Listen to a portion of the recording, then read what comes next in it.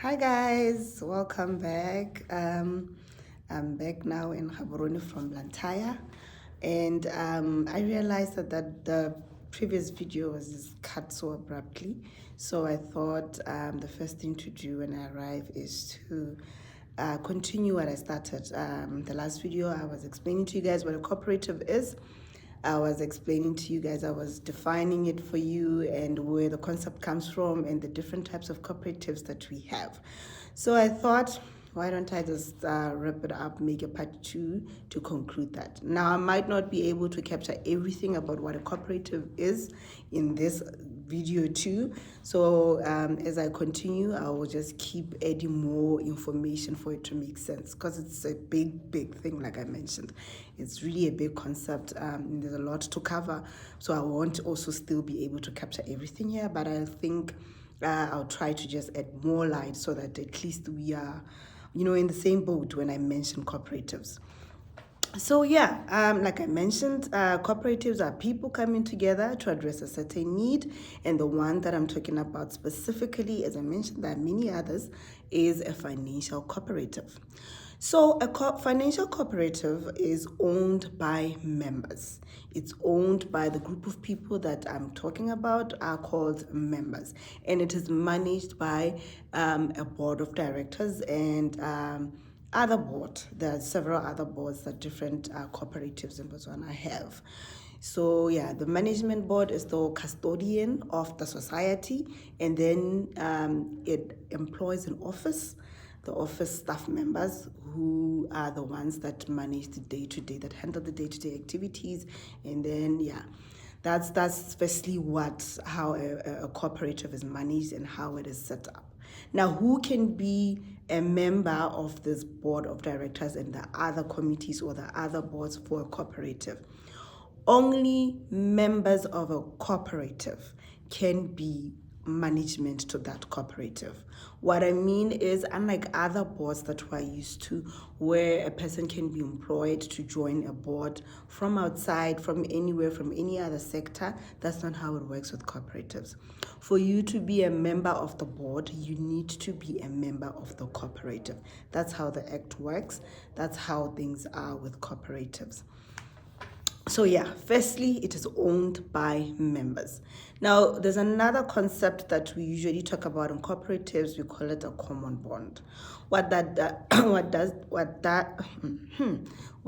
means is a common bond. We mean where usually SACCOs you find that it is owned by a certain organization, not really owned by a certain organization, but the members are from a certain organization. There are different types like that. Like for mine, it's for American Embassy employees in Botswana. It's not owned by the embassy. It's not part of the embassy, but it is the employees of the embassy coming together to address their financial needs. So there are different, there's institutions like BTC, they have a cooperative. There's institutions like UB, like Bank of Botswana, like so many cooperatives. So yeah. And then there's another concept where we call an open bond. Some cooperatives have an open bond. What that means is that it's not just for a specific organization. It's not for just University of Botswana staff members. What it means now is that it's open to every other person. I don't know, they sometimes they set where and who can become.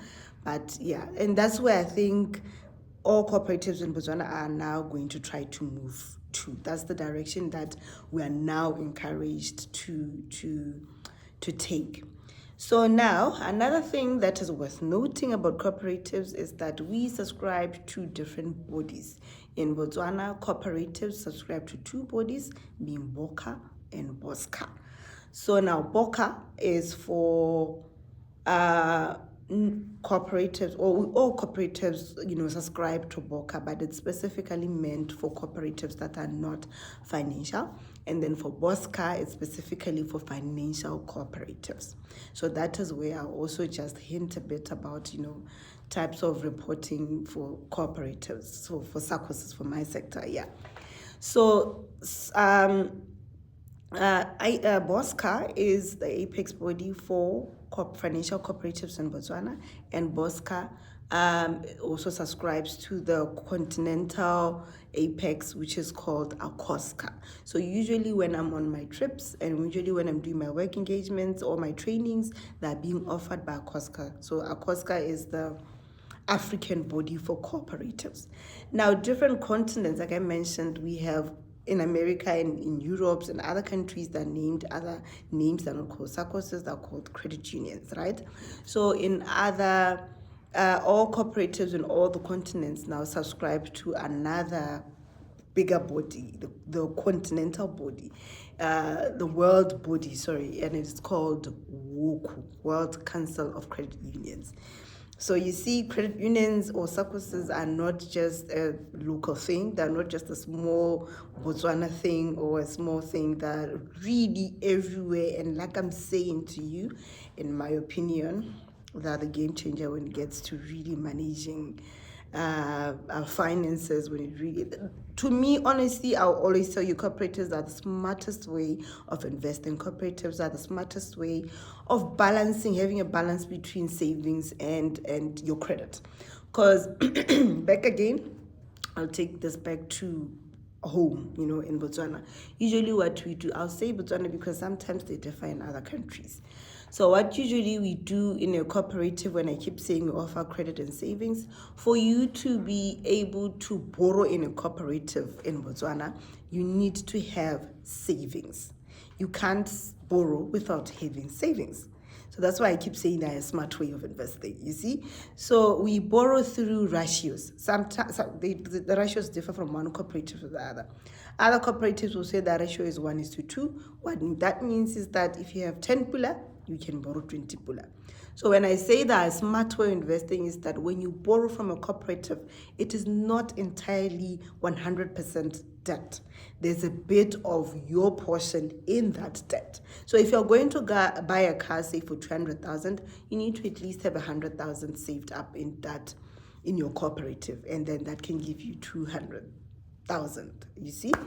So that is why, in my opinion, I keep saying that the game changer. That's why I keep saying that the smartest way of acquiring wealth or really just managing your finances. Okay. Now, cooperatives, like I mentioned, some people confuse them with Methelo, but they're not like Methelo.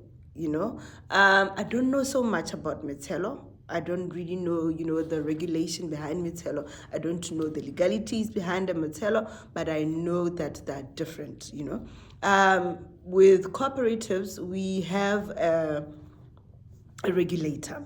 We're regulated by the Department for Cooperative Development in Botswana.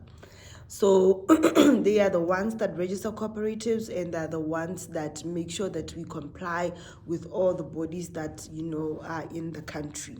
So I don't know about Methelo. I don't know if Methelo have like a regulator. And I know that I'm not sure about the legalities of a Methelo. I'm not sure if a Methelo can really sue a person to say, you owe me. But I know with cooperatives that we can, because we are a legally recognized body in the country.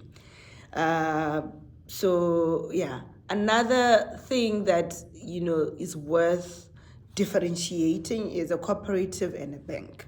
We offer the same thing. We offer, lending services, and we also offer savings opportunities, but we're not like them. Like I mentioned, our shareholders, a bank, for you to be a member of, for you to be part of a cooperative, you need to be a member of a cooperative. So you can't come from outside without being a member and use the services that a cooperative offers. But with a bank, anybody can walk in and use their services. And to be honest with you, anybody really can just be a member of a SACCO. You just need to find out which SACCO you can be a part of in this country. If you are, say you are a business person, there are cooperatives that can accommodate you. If you work in government, there are cooperatives that can accommodate you. In private sector as well, there are some cooperatives that also take people from the private sector. Now, there's different varieties of them. Actually, you can mention in my comments, and I can guide you, or I can communicate or make a channel completely about which cooperatives are there available and which cooperatives people can be a part of. So number 2, our lending rates compared to banks. Now, I want to believe that in cooperatives as general, we offer competitive interest rates compared to banks or any other actually financial institution. I like to believe that we offer competitive lending rates to our savings, interest on savings that we offer to our members. Guys, our interest on member savings are unmatched. That one there's no argument with.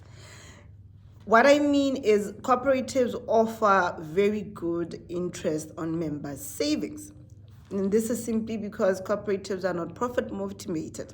Another thing you should note about cooperatives. Cooperatives are not profit oriented. We do not offer what we offer to make huge amounts of profits. Because actually a cooperative, there's a saying that a cooperative is not supposed to be richer than its member. So whatever profit that we make from our operations, we give it back to the member through interest. Now, this is not to say that cooperatives are a charity organization. We're not. We make profit. We're required to make profit so that we can stay in business. But what I just mean is that we don't try to make so much huge profits for our shareholders. Like I mentioned, even banks are managed by shareholders, right? Are owned by shareholders. Now, we are not driven to make excessive amounts of profit to give back to our members. We are interested in helping them trade on that day-to-day. We're interested in making enough profit to make sure that there's consistency, there's continuity, there's all of that. So yeah, that's another difference worth noting about cooperatives. So what did I mention? Shareholdership, the services that we offer, savings and credit, our motivation, I've shared that. Yeah, so guys, I thought I should continue and just give you more light. Now, there's so much more that I can share, that I'll continue sharing about cooperatives, but I just wanted to just continue the conversation because I just mentioned a little bit on the last video.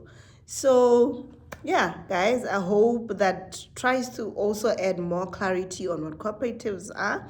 And like I'm saying, I'm going to keep just mentioning other options, alternatives, banks, cooperatives, etc., when I talk about, managing your day-to-day finances. It's not going to be entirely about cooperatives. So I hope this video added more clarity. I hope now you understand what a cooperative is. And I hope it provokes a little bit of interest in them. Yeah, so thank you guys for your attention. Thank you for listening. Thank you for tuning in. Please like and subscribe to this channel so that I understand that you guys are getting what I'm saying. So yeah, bye. Thank you.